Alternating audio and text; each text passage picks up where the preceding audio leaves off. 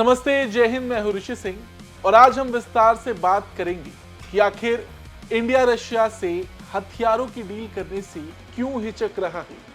वैसे दोनों देशों के बीच रक्षा संबंध लंबे समय से मजबूत रहे हैं, लेकिन पिछले कुछ वक्त में ऐसा देखने को मिला है कि भारत ने रूस से Su-57 जैसे अत्याधुनिक विमान तक को अपनाने में संकोच किया है। इधर रूस लगातार भारत के सामने एक से एक डील रख रहा। Su-57 के अलावा रूस S-400 तक के टेक्नोलॉजी ट्रांसफर का ऑफर भारत को दे चुका है। S-400 क्या, S-500 जो रूस का सबसे घातक एयर डिफेंस सिस्टम है, उसको लेकर भी वो भारत के सामने प्रस्ताव रख चुका है। लेकिन सवाल यही उठता है कि भारत जो कि रूस से हमेशा से हथियारों की डील करता आया है, वो क्यों हिचक रहा है। क्या भारत अपनी रक्षा नीति में स्वदेशी उत्पादों और पश्चिमी विकल्पों को प्राथमिकता दे रहा? आखिर ऐसा क्या हुआ कि रूस जैसा देश जो भारत का सबसे करीबी साझेदार है, उसे ये डर सता रहा कि भारत उससे दूर जा रहा है? और ऐसे में इन सभी सवालों के जवाब हम आपको आज इस वीडियो में देंगे।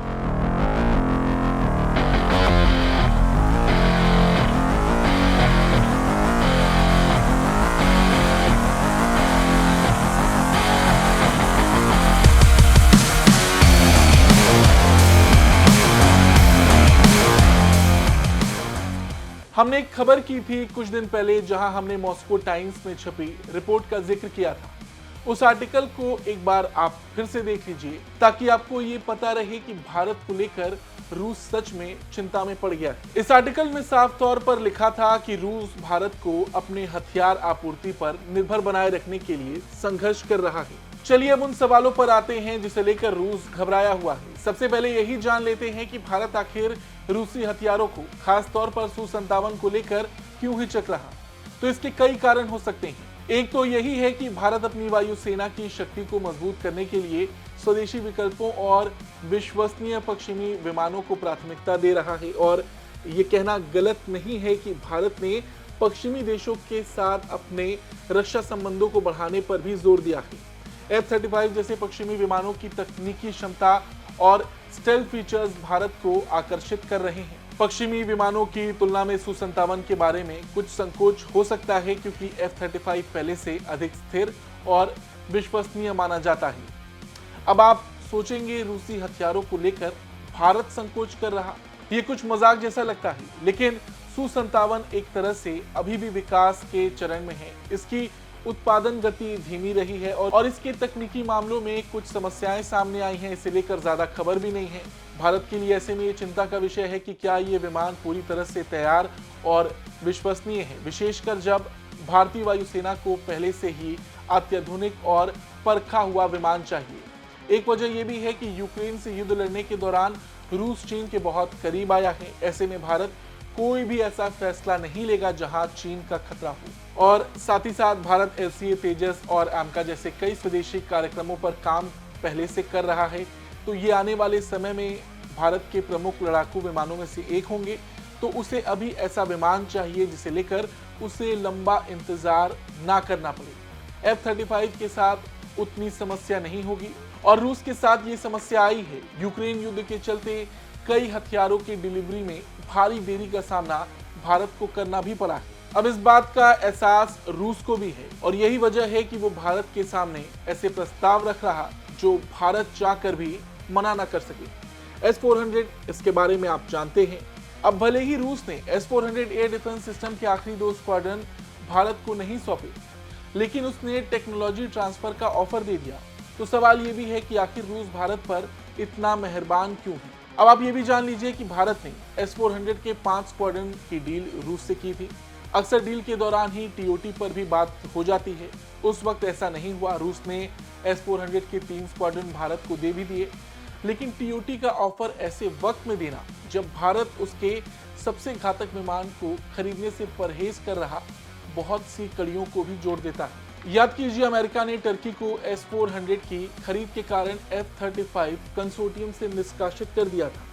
हाँ, भारत के लिए ऐसा केस नहीं है, मगर इस बीच अगर भारत S-400 को लेकर रूस से TOT पर बात करता है, उसके खिलाफ लगे पश्चिमी देशों के प्रतिबंध इसमें बाधा बन सकते हैं और भारत के लिए शायद F-35 का रास्ता थोड़ा कठिन हो सकता है।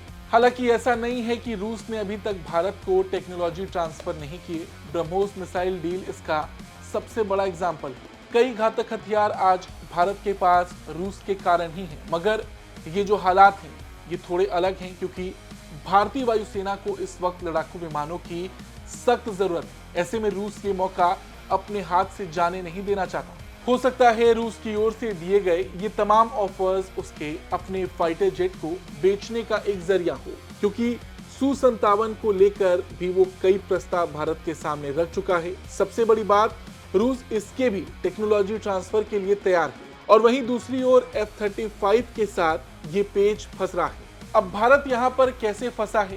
क्या भारत अपनी रक्षा नीति में स्वदेशी उत्पादों और पश्चिमी विकल्पों को प्राथमिकता दे रहा? ये सवाल है। तो इसका बड़ा आसान सा जवाब है।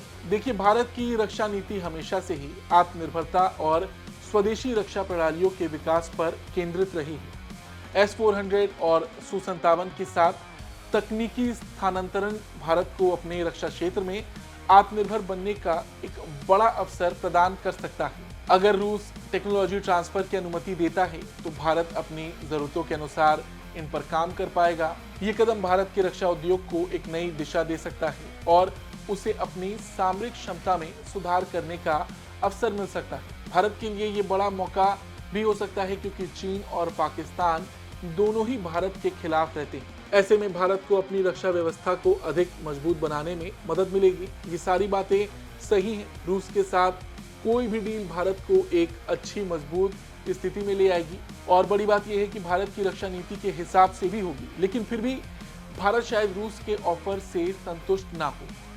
एक तो मैंने बताया कि चीन इसकी सबसे बड़ी वजह है। दूसरा, भारत पावर बैलेंस करके हमेशा से चलते आया। अब वो कैसे? एक ही देश के सभी हथियार रखना समझदारी का काम नहीं होता, वो भी ऐसे देश का जो 3 सालों से युद्ध लड़ रहा हो। रूस के हथियार भारत के पास भारी मात्रा में है। ऐसे में हमेशा से भारत ने अपने रास्ते और देशों के लिए भी खोल रखे। फ्रांस से भी भारत हथियार लेते आया है। F-35 के मामले में भारत इसलिए अमेरिका की तरफ जाता हुआ दिखाई भी दे रहा, क्योंकि उसकी ताकत पहले से दुनिया ने देखी है। और रही बात रूस के Su-57 की, तो वो इस रेस में थोड़ा पीछे होता दिखाई दे रहा है। फिलहाल इस खबर में इतना ही। आपको ये खबर कैसी लगी कमेंट करके जरूर बताएं। धन्यवाद।